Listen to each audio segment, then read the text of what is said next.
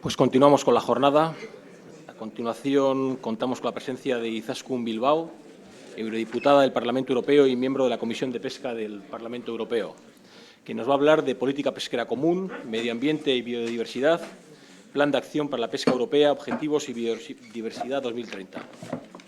Izaskun es nacida en Bermeo, Vizcaya, de entorno de pescadores, conoce bien el sector, y es licenciada en Derecho por la Universidad de Deusto, máster en Gestión de Empresas por la Universidad del País Vasco y eurodiputada del Parlamento Europeo, como hemos comentado, miembro también de la mesa de la Comisión de Pesca del Parlamento Europeo. Izaskun, cuando quieras. Muchas gracias, Alfonso. Eskerrik asko. Buenos días. Gracias por la invitación para participar en estas jornadas de Recuperan o Pulso tras a pandemia, un evento que considero un verdadeiro conclave do sector pesqueiro. O tema que se me asigna é o de tratar de relacionar a política pesqueira da Unión coas súas formulacións sobre biodiversidade e que implicacións e evolución futura poden ter para o sector. Hablando de biodiversidad, lo primero que hay que señalar es que los profesionales de este sector, las personas vinculadas al mismo, somos, y me encanta poder incluirme con orgullo en este verbo, como hija y nieta de pescadores que soy, y por el vínculo que ayer me recordaban que mi familia tuvo con algún barco que tenía origen aquí. Para mí entonces era cillero, con celeiro, con el buque Framper, del que algunos se acordarán. Somos los primeros interesados en la sostenibilidad de nuestra actividad y adaptamos con enorme esfuerzo la capacidad de nuestra flota a la situación de los recursos en el mar. Asumimos un control sobre nuestras actividades que también fue pionero y supera con mucho al que se proyecta sobre otros sectores productivos. Cumplimos unas normas de operación estrictas y exportamos al resto del mundo y defendemos en otras aguas unos estándares que nos convierten en un ejemplo a nivel planetario. No es de extrañar, en el mundo más de 600 millones de personas viven de la pesca y para la pesca y quieren seguir haciéndolo. En la Unión Europea sabemos hace décadas que conseguirlo pasa por cumplir la triple regla de la sostenibilidad ambiental, social y económica. Y como es obvio, los primeros interesados en alcanzar ese triple objetivo somos las personas del sector. Y desde esa posición hemos contribuido a mantener la biodiversidad, como lo acreditan los resultados de la gestión a largo plazo de muchas especies en el mar y la recuperación de pesquerías. Este es un logro que encaja a la perfección con el modelo regenerativo y la reutilización de los recursos que impulsa también la economía circular. Con esta base de partida, que refuta con hechos de una manera contundente y continuada la imagen que algunos nos adjudican, vamos a analizar cómo entroncan estas ideas del Pacto Verde con las políticas y normas que se aplican a la producción de alimentos en el mar. ¿Cómo encajar las previsiones de la Estrategia Europea de la Diversidad y el Pacto Verde Europeo con nuestro sector? ¿Qué podemos aportar para seguir cooperando con estos objetivos compartidos? Recordemos que esta estrategia bascula entre dos lemas que nos interpelan a todos: cómo devolver la naturaleza a nuestras vidas y cómo vivir en consonancia con las dimensiones y recursos del planeta en el que habitamos. La clave de bóveda de la Estrategia Europea sobre la biodiversidad es el Pacto Verde Europeo, que es la respuesta comunitaria a los retos que plantean el calentamiento global y el deterioro del medio ambiente. El documento parte de la base de que 1 millón de los 8 millones de especies que forman la biodiversidad del planeta está en riesgo de extinción. Estamos contaminando y destruyendo los bosques y los océanos, concluye el párrafo, aunque no señala un quién, asumiendo que el origen del problema es nuestro comportamiento colectivo. Establece además dos objetivos claves: que en el año 2050 no se produzcan emisiones netas de gases de efecto invernadero y desligar el crecimiento económico del uso de los recursos. A lo largo de 27 páginas de la estrategia hay una sola referencia específica a nuestro sector en el apartado 2.1.6, cuando se reconoce que agricultores y pescadores son fundamentales para gestionar el objetivo de esta transición en el ámbito alimentario. Las políticas agraria y pesquera común seguirán siendo herramientas clave para apoyar estos esfuerzos y garantizar un nivel de vida digno a agricultores, pescadores y sus familias. Por su parte, la Estrategia sobre Biodiversidad, hija del Pacto Verde Europeo, declara que su principal objetivo es poner la biodiversidad europea en la senda de la recuperación de aquí al año 2030 en beneficio de las personas, el clima y el planeta, y reforzar la resiliencia de nuestras sociedades frente a amenazas futuras tales como las del efecto del cambio climático, los incendios forestales, la inseguridad alimentaria y los brotes de enfermedades, en particular protegiendo la fauna silvestre y luchando contra el comercio ilegal de especies silvestres. Por lo que se refiere a nuestro sector, aparte de la mención al combate contra la inseguridad alimentaria, dedica el tercer objetivo de su plan de acción a preservar la biodiversidad en el medio marino de la Unión Europea y dedica un amplio capítulo a preservar mares y océanos y afirma que la sobrepesca está muy extendida y que la mayor parte de los stocks de la pesca de la Unión se hallan por debajo de los límites seguros. Insiste en el alto índice de descartes que evalúa entre un 20 y un 60% de las capturas de determinadas formas de pesca y concluye con una referencia a la presión de las comunidades costeras sobre el biotopo marino y la contaminación.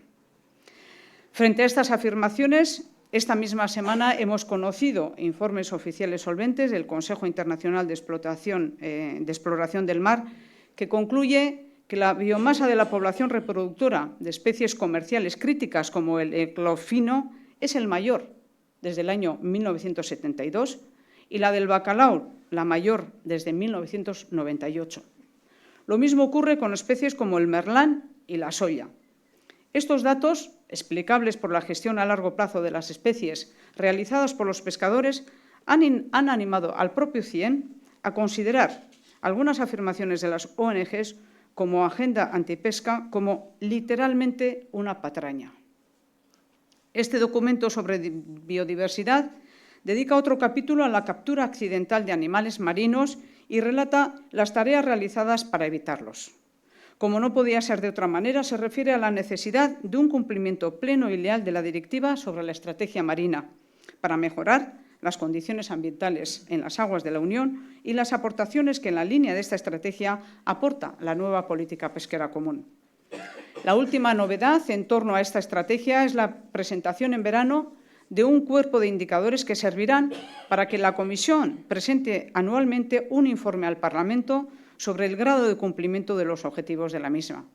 En el año 2024 y 2029 se presentarán 2 evaluaciones plurianuales que tienen por objeto modificar medidas en el caso de que las planteadas se demuestren ineficaces y orientar la siguiente estrategia de biodiversidad que regirá a partir del año 2030. Vamos a comenzar por la primera paradoja que esta arquitectura de estrategias y planes plantea a nuestro sector. En el Pacto Verde, cuando se habla de la aportación que agricultores y pescadores deben realizar hacia la transición hacia un modelo de crecimiento sostenible y neutro en emisiones, se anuncia el lanzamiento de una estrategia que, bajo el título de la granja a la mesa, reforzará los esfuerzos de agricultores y pescadores europeos para combatir el cambio climático, proteger el medio ambiente y preservar la diversidad. Igualmente se anuncia que el 40% de la política agraria común y el 30% del Fondo Marino y para la pesca contribuirán a la acción del clima. Como se puede comprobar en el texto del pacto se habla del compromiso de agricultores y pescadores, pero los segundos nos caímos del título de la primera. Así, uno de los colores con los que se asocia la biodiversidad, el que da apellido al planeta azul, cedía todo su protagonismo al verde, con el que se apellida el propio Pacto Europeo, y es sinónimo de un medio natural terrestre en buen estado. Añadir que en los anexos del mismo Pacto Verde se profundizaba en la misma idea, porque allí, entre las 36 acciones que constituyen el programa de trabajo, se aclara ecologización de la política agraria común y estrategia de la granja a la mesa. Dije en una ocasión en el Pleno del Parlamento, y lo repito ahora, que esta omisión en estas condiciones es una auténtica bofetada para todos nosotros, para todos los que vivimos cerca del mar, por, para y del mar, pero también para la propia política pesquera común. Podemos afirmar que la estrategia se realizó con los pies en la tierra, pero en el sentido literal, que no figurado, de la expresión. Cuando recibimos la comunicación de la Granja a la Mesa, con la que la Comisión cumplía esta acción del Pacto Verde, certificamos que la desaparición de la pesca no era un error, era una elección. Una opción que queda clara cuando se analiza también la resolución que aprobó la Comisión de Medio Ambiente del Parlamento, que junto con la de Agricultura entendían que ellos eran los que debían llevar el fondo del asunto, porque la pesca aparece citada de una manera marginal en ambos. El primer párrafo ya es contundente porque asigna a la agricultura un lugar central como fuente proveedora de alimentos para una estrategia que se dice holística sobre el sistema alimentario europeo. En todo el párrafo no se mencionan ni la pesca ni los productos del mar. Por eso, desde la Comisión de Pesca del Parlamento Europeo emitimos un informe de opinión en el que se reivindicaba nuestro papel si se pretende que la nueva estrategia alimentaria de la Unión sea realmente holística. Si la estrategia asigna a los agricultores el papel de defensores de la tierra, nosotros reivindicamos para los pescadores la misma consideración respecto a la biodiversidad marina.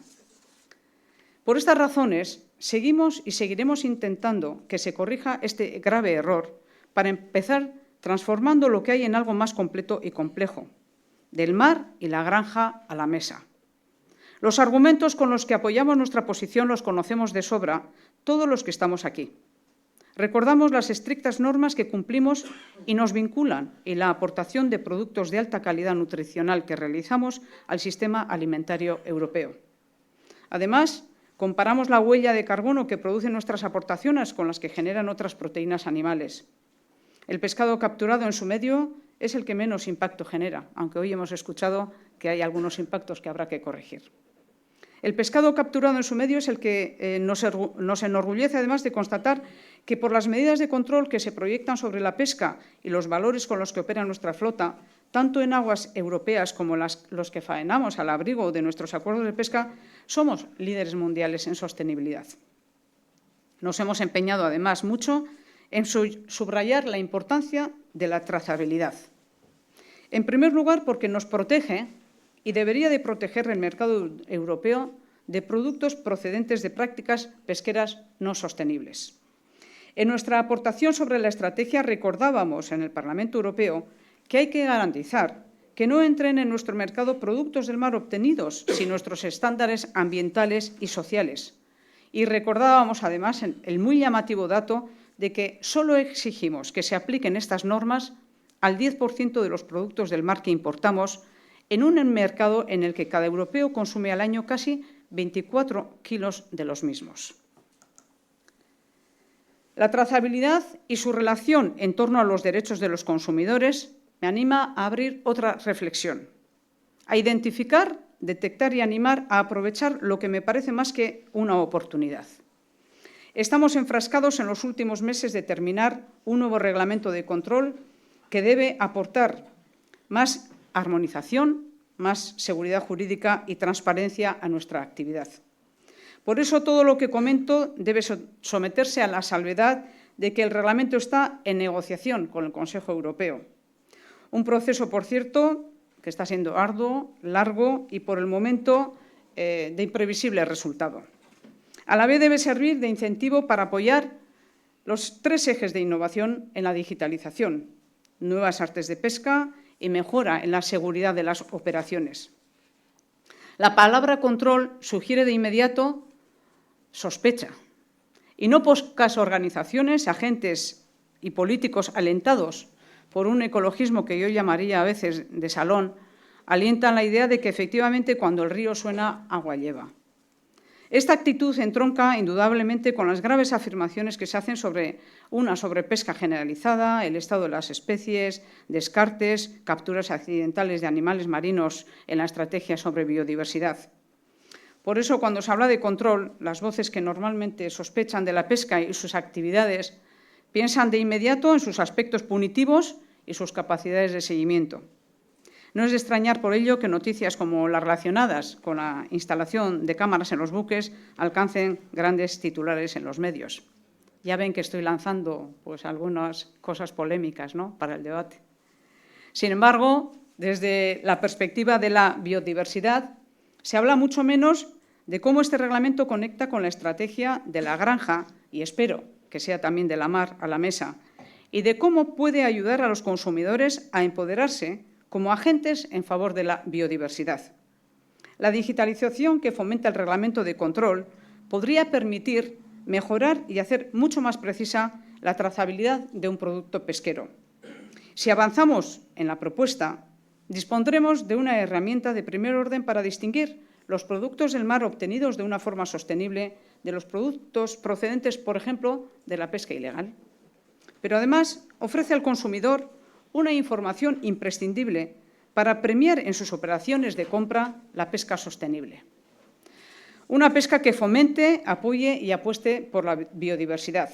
Por eso creo que hay que primar, cuando hablemos de este reglamento, este tipo de informaciones en positivo, porque corresponsabilizan al consumidor, que es quien tiene en su mano, en su bolsillo, la primera y más importante herramienta para apostar por la pesca y los productos que no perjudican o mejoran esta biodiversidad. Nosotros hemos asumido hace décadas nuestra responsabilidad. Aguantamos cada día relatos que no se compadecen ni con el trabajo que realizamos, ni con el riesgo que asumen los que trabajan en el mar, ni con el precio que la sociedad considera justo pagar por él. Toca, pues, poner el acento en la parte de responsabilidad que tienen también los consumidores en apoyar esta estrategia. Y hablando de hábitos sociales en crecimiento que están desaparecidos del debate público, quiero recordar que este reglamento contempla por primera vez el impacto de la pesca recreativa en el sector profesional. Y lanzo otra cuestión polémica. Entiendo que hay un subsector del turismo que cuenta con esta actividad como una de las claves de su oferta, pero hay que empezar a pensar también en los impactos y en el control de esas capturas y su eventual comercialización en el mercado, vamos a llamarle informal.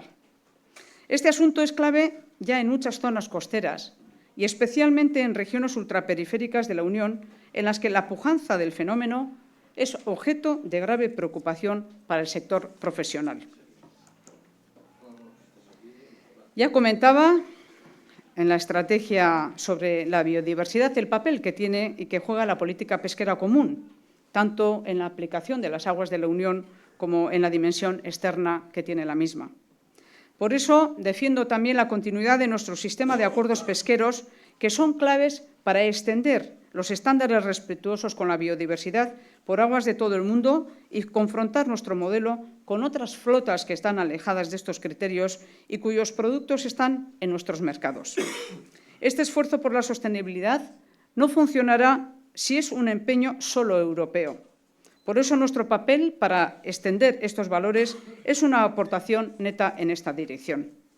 Estos acuerdos son también ejemplares en la aplicación de sus cláusulas sociales, ambientales y las relacionadas con el respeto a los derechos humanos. También la dimensión de cooperación y ayuda al desarrollo que integran es ejemplar y aspira a mejorar reforzando las ayudas técnicas que permiten a estos Estados aprovechar mejor los fondos que reciben. Se trata de cooperar en el diseño, no solo en la financiación, en la mejora de las infraestructuras pesqueras, en el apoyo a las flotas tradicionales y empoderamiento de emprendedores, con una cada vez más presente y pujante orientación hacia el género. Además, así se mejora la transparencia en el seguimiento de los resultados de estas operaciones de cooperación. Los problemas que estamos viviendo, por ejemplo, en Senegal, son solo un síntoma de una enfermedad más grave que nos lleva de nuevo a reivindicar el papel de la flota europea y sus valores como garante de la sostenibilidad en aguas de todo el mundo. Aprovecho aquí para volver a manifestar mi crítica y mi absoluta incomprensión con el manejo que la DG Mare está realizando del concepto de fuerza mayor en el caso de los buques cañeros perjudicados en Senegal por una decisión totalmente arbitraria e impredecible de aquel Gobierno. Una medida de castigo y escarmiento, hija de la presión que en esas aguas están ejerciendo otras flotas que nada tienen que ver con nuestros estándares de biodiversidad. Tengo que afirmar que algunas decisiones y propuestas de la propia Comisión en torno al aprovechamiento de las especies por la flota europea en ese ámbito deberían, en primer lugar, escuchar con más atención la voz de los consejos consultivos, especialmente porque en ellos se constata con enorme claridad la diferencia que existe entre las prácticas sostenibles de nuestras flotas y las menos ejemplares de otras que están desarrollando actividades nada tranquilizadoras para el futuro de nuestra flota en esas aguas. Este esfuerzo de interlocución debe extenderse, vista la preocupación del Plan de Acción sobre Biodiversidad, con la vida en el litoral a cofradías y organizaciones profesionales. Y aprovecho que Basilio estaba por aquí, una insistencia que nos permite, Basilio, incorporar en uno y otro informe en los últimos años. Organizaciones profesionales que son los que mejor conocen la realidad y la representan, y por su importancia en las tareas de gestión, innovación y control, y para mantener la actividad en las comunidades litorales. También por el papel que pueden jugar en el reequilibrio de la posición de los productores en la cadena de valor y fomento, y en la innovación también, tanto en lo que se refiere a la aparición de nuevos productos como en estrategias y prácticas comerciales. Esta reflexión nos conduce al último asunto. El Plan de Acción sobre la Biodiversidad recuerda que casi la mitad de la población del mundo vive en un radio de 50 kilómetros desde el mar. Por eso cita expresamente el Fondo Europeo para la Pesca como herramienta para poner en marcha su recomendación sobre la gestión integrada de las zonas costeras. Reivindico que las comunidades costeras, que las personas que las habitan, son parte de la biodiversidad que hay que proteger. Son una parte imprescindible para entender el medio marino. Por eso apuesto por que el Fondo Europeo para la Pesca asuma esta visión. La diversidad que aportan a la Unión las comunidades costeras es una parte fundamental de nuestro patrimonio económico, histórico y cultural, tal y como hemos escuchado hoy a la mañana a Arantxa en un proyecto que no conocía, pero que estará muy bien hacer la medición. Estos grupos humanos conservan la historia y la memoria pasada y reciente del mundo del mar que concebimos infinito hace siglos y del finito que percibimos y gestionamos hoy. Estas comunidades aportan, además, conocimiento e innovación para adaptarse a esos cambios, manteniendo su viabilidad social, ambiental y económica. Son, además, observadores adelantados del cambio climático y de sus efectos. Por eso, apostar por su continuidad, preservar y aprovechar ese patrimonio es una contribución neta a la biodiversidad, y ese debe ser el objetivo del Fondo Europeo para la Pesca, que nos obliga en este periodo presupuestario a hacer mucho más con menos debido a la reducción de un 5% de su dotación.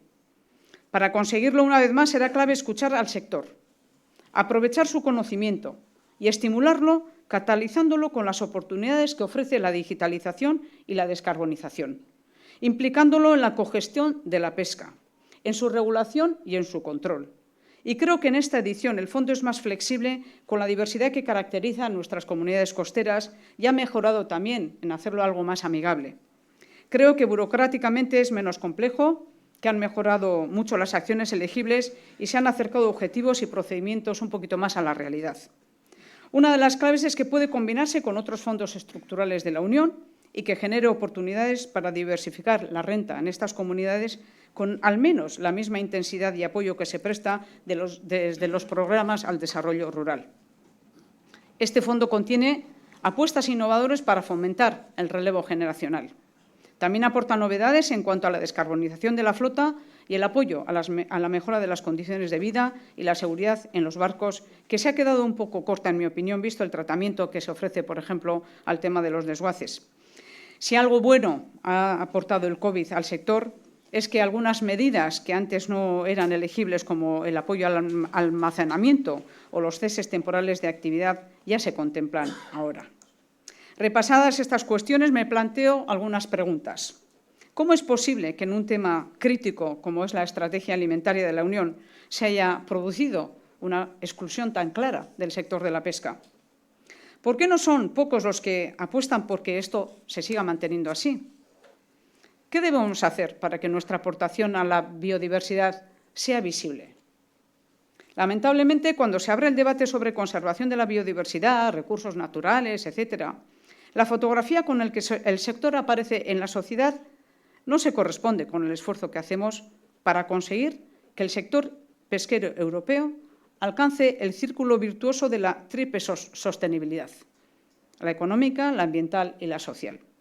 De hecho, parece que algunas autoridades, y me fijo, por ejemplo, en los argumentos utilizados para justificar las nuevas restricciones para la pesca de fondo en el Atlántico, se alinean con quienes señalan a la pesca y a los pescadores más como depredadores y enemigos de la diversidad que como parte del medio marino, como la parte que de una manera más consciente, constante y con más años de experiencia lleva practicando la gestión de recursos naturales con reglas conocidas, transparentes, monitorizadas, con abundantes indicadores que también hay que mejorar, como hemos escuchado hoy por la mañana.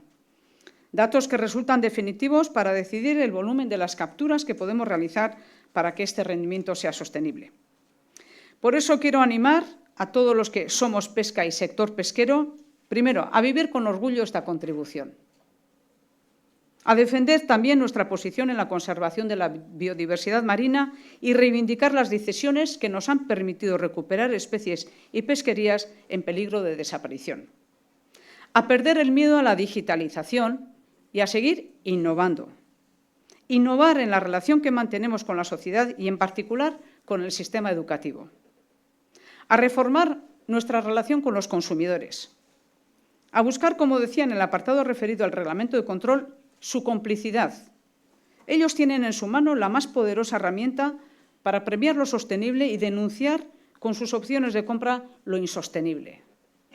A reivindicar que las autoridades de la Unión mantengan otra interlocución con el sector pesquero y rectifiquen radicalmente su discurso sobre el mismo. Somos defensores del mar. Nuestro respeto a la biodiversidad mantiene no solo la actividad económica, que es imprescindible para las comunidades costeras, sino un aporte fundamental a nuestra alimentación y una parte fundamental de nuestro patrimonio cultural y diversidad. Por eso pedimos a la Comisión que defienda estas ideas, que nos considere un sector estratégico en la Unión, clave para la seguridad alimentaria y lo publicite como tal, a fortalecer nuestras organizaciones sectoriales a nivel industrial, empresarial y profesional para insistir en los principios de la cogobernanza, de la cogestión, de la participación y la interlocución. No somos ni sospechosos, ni mucho menos enemigos. Somos la principal esperanza de la biodiversidad. Somos la principal esperanza de esta biodiversidad marina y tenemos derecho a que se nos conozca mejor, a que se nos escuche, a que se nos visite con más asiduidad, a que se asuma que sin nuestra complicidad, las transiciones a las que se refieren las estrategias europea y mundial de biodiversidad son imposibles, al menos en lo que al mar se refieren. La transición que necesitamos solo será posible con el sector y nunca contra el sector. Termino. Tenemos historia, argumentos y razones. No dejemos de recordar que aprendimos, al menos a la vez que el primero, sobre los límites que tiene este planeta. Por eso la codicia para nosotros no es una alternativa. Por eso el corto plazo no está en nuestras reglas de cálculo. Estas ideas cuadran con un eslogan que utilizamos en euskera para explicar las claves que permiten a cualquier institución, a cualquier grupo humano, perdurar. Hace referencia al papel que tiene el conocimiento que acumulamos y la importancia de transmitirlo de generación en generación para seguir formando parte de la diversidad que hace de nuestro planeta un planeta fascinante. Izan zirelako gara, garelako izango dira. Porque fueron, somos, y porque somos, serán. Y con nosotros, la biodiversidad marina. Gracias.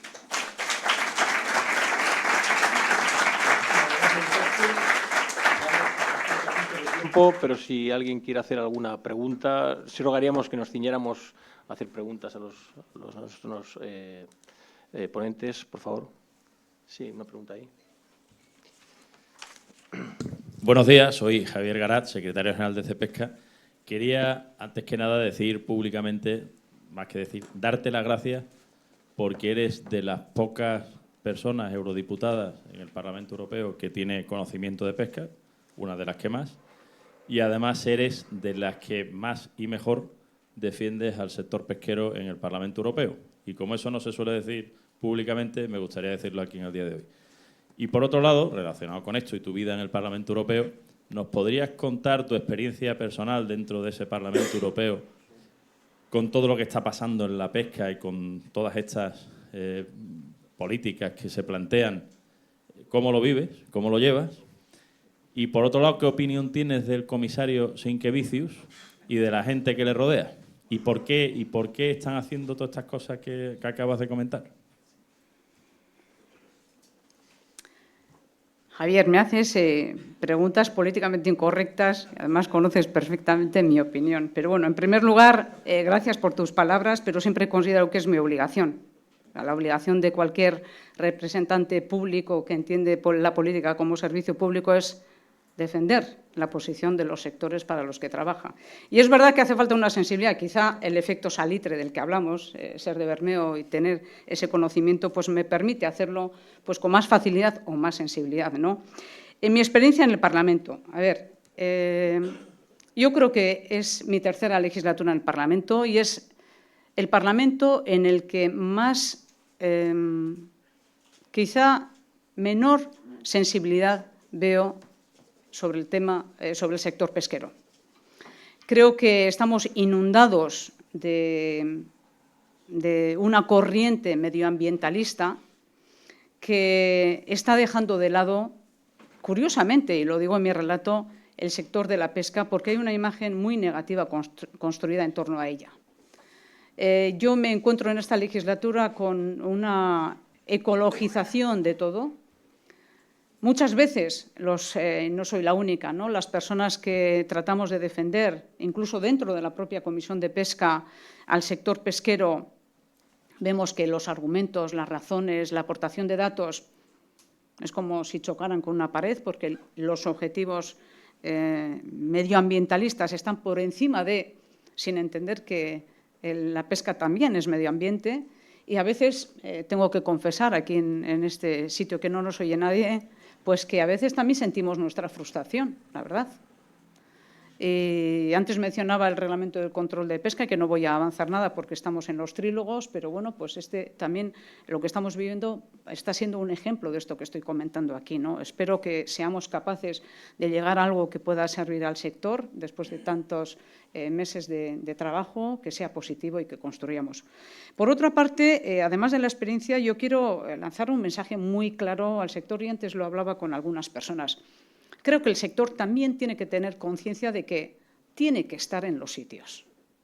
Sé que esto no es fácil, porque todo el mundo, y conozco bien, yo salgo a pescar, tengo mis problemas, tengo que gestionar las cuotas, los tags, además tengo que innovar y además tengo cada vez que dar más datos, etcétera, etcétera.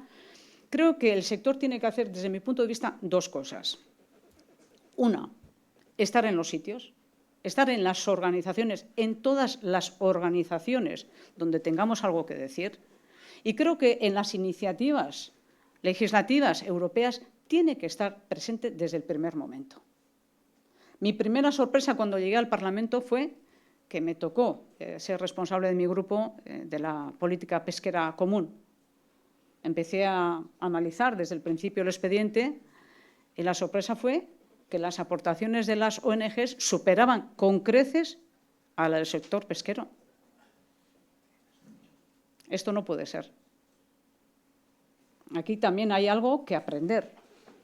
Hay algo que aprender y lo dejo, algo a reflexionar. Sé que no es fácil, pero hay que ponerse las pilas. ¿Por qué? Porque otros sectores lo hacen. Y esto es positivo no solamente para el sector, es positivo para todos los que luego van a hacer las propuestas. Es verdad que tiene que haber otra sensibilidad de las instituciones para acercarse más y entender qué es este sector. Y luego, una segunda cuestión que yo os animaría. Hoy estamos en la era de la digitalización, de la modernización, de la inteligencia artificial, del metaverso. Bien, el sector no puede estar ajeno a esto. Y yo percibo también, por parte del sector, que a veces hay miedo. Es que digitalizar, es que los datos, es que me van a poner un sitio para localizarme. No quiero, para nada del mundo. ¿Qué problema tenemos si consideramos que nuestro trabajo está bien hecho? Si lo queremos poner en valor, si queremos que todo el mundo lo conozca, si queremos que nos elijan. nos tenemos que poner en clave de vamos a modernizarnos como sector. Y esta, que sé que algunos igual van a decir, con todos los problemas que tenemos, ya sé, por eso hay mucha tarea que hacer. Utilicemos los fondos europeos para hacer una transición como están haciendo otros sectores. Los sectores que están apostando por la innovación son los que en este momento están ganando espacio en el mundo. El sector pesquero no puede ser ajeno a esto. Nos tenemos que presentar como un sector moderno, como un sector que contribuye a recuperar las especies, que mejoran las cuotas. Tenemos que incorporar esta cuestión. Y respecto de la opinión del comisario, no me iba a escaquear con esto, no creas que me iba a escaquear. Pues yo creo, y lo digo aquí porque se lo he dicho en la comisión de pesca públicamente, y como las comisiones de pesca son públicas, por eso lo digo aquí. Creo que tiene poca sensibilidad con el sector. Yo en el último pleno también le dije que el sector le estaba enviando un SOS, que se acercara, que viera cómo vive los puertos, cómo sienten, cuáles son sus preocupaciones. Y así quizá podría entender lo que se está haciendo. Y creo que tiene un equipo que es mucho más medioambientalista que con sensibilidad en el sector pesquero. Porque muchos de los problemas que antes he mencionado, pues realmente no han sido posibles desbloquearlos. He hecho una mención a Senegal porque creo que merecen que todavía sigamos insistiendo. Con unos efectos tremendos no lo hemos podido desbloquear, pero estamos hablando también del cierre de las zonas, donde le hemos pedido una y otra vez que hiciera un análisis de impacto, que nos diera datos de cuántos buques estaban afectados, cuántas personas podían estar afectadas. No hay respuesta. Y así no se puede gestionar.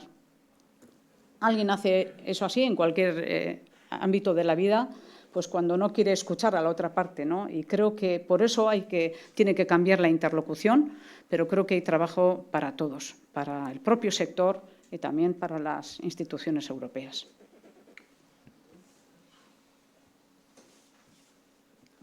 Sí, Izaskun, muchas gracias. Santiago Folgar, de la Asociación de Volanteros.